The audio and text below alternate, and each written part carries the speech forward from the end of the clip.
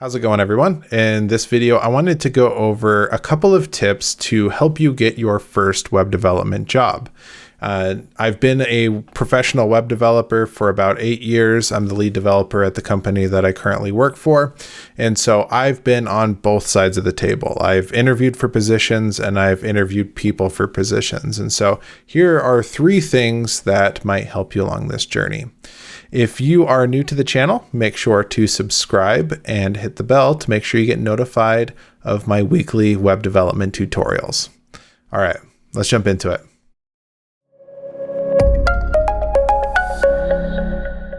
All right, so the first one that I want to talk about is, well, it may seem obvious, but having an online portfolio is surprisingly scarce. I mean, most people have it, but there's still a large amount of people who don't have online portfolios. Not only is it going to be a place that you can show off your portfolio, but in itself is a project that you now have complete creative control over. So you can use any language that you want, and you can design it any way that you want. It can have any features that you want.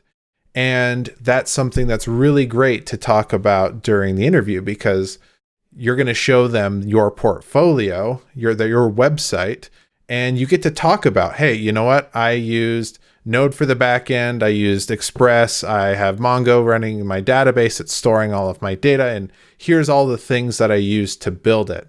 And that is infinitely important. That's very impressive for somebody who is interviewing for like a junior web development developer position, because not only that, you're building out a front end as well. You've got HTML, CSS, JavaScript, the whole shebang, and all of a sudden you now are doing full stack stuff, and you can kind of present yourself as such when you have a full website that has a front end and a back end. It's got design, and not only that, you had to deploy it somehow. You had to figure out how to buy a domain, get the DNS records pointed over to a hosting company. You figured out how to deploy your files, and you figured out, and maybe you should do this too, is have your own email address that's at yourdomain.com or .dev or whatever.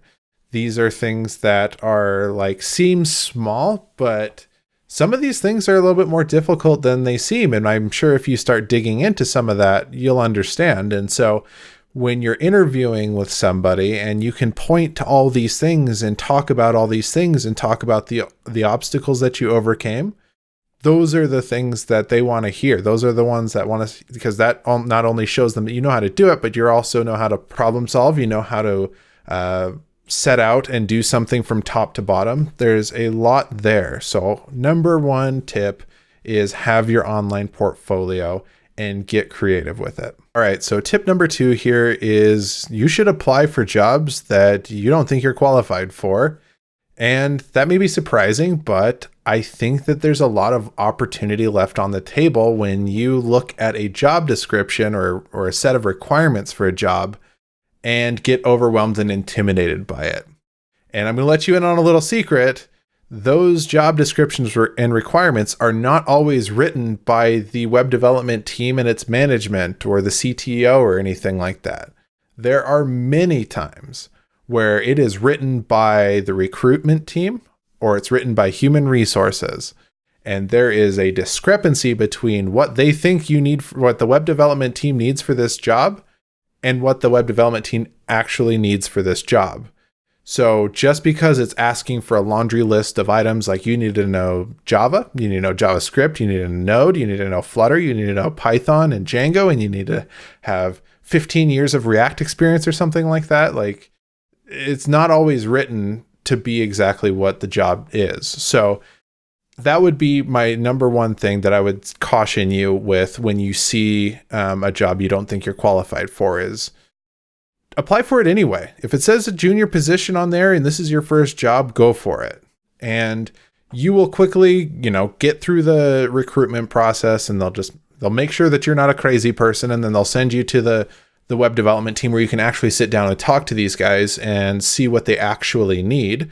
And that would be the number 1. Number 2 is that the actual job description could be written by the web development team, and it does ask for a laundry list of items. but they could have multiple spots on their team that could be filled with somebody who knows a couple of these items. So it's like, hey, you know what? You do know Node pretty well and React pretty well. There's a spot on our team that does that, and you don't really have to know Django and Python and all this other stuff. Like, we do have another position over there, but that's not what this particular one is for.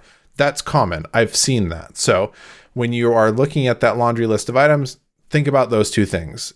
Do they just want me to know a couple of these, or is this written by somebody who doesn't know what they're talking about? Both are super possible. And it's just doing yourself a disservice by not applying for them. So that's tip number 2. All right. So the third and final thing that I want to talk about in this video, at least, is that you should have a side project. And there are 2 major reasons why you should have a side project. The first one is that it gives you something to put on your portfolio that's not out of like a Udemy course or an online tutorial of sorts. It's very common to see people who are looking for their first job to have a portfolio filled with those types of projects. And there's not anything necessarily wrong with that. However, if you are serious about getting this first job, you should have something that's unique on there. And having your very own side project is huge. And so that is going to be impressive to whoever's sifting through the resumes. They're going to see that this is something that you have personally created. And that's going to be a big plus, and that's going to help you get that interview. And the second reason is that once you have the interview, 99% of the time, people are going to ask you, do you have any side projects? And then you can say yes to that. And then all of a sudden you have the floor to talk about all the things about that side project that make you impressive. And so you can now say, hey, here's the stack that I used. Here's the reason why I started it. Here's the problem that I'm trying to solve. Here's all the things that I have planned for the future for it. And here's all the features that need to get added on. And here's how I plan on tackling it. And so there's lots of advantage to being able to have something like that to lean on during the interview. It doesn't have to be anything like crazy fancy or anything like that. But like the fact that you're doing it and you have a plan around it and you're using technologies that you find interesting, like that's the whole thing. That's mainly what is going to give you those points. So I would highly recommend having a side project ready to go on your portfolio and ready to talk about.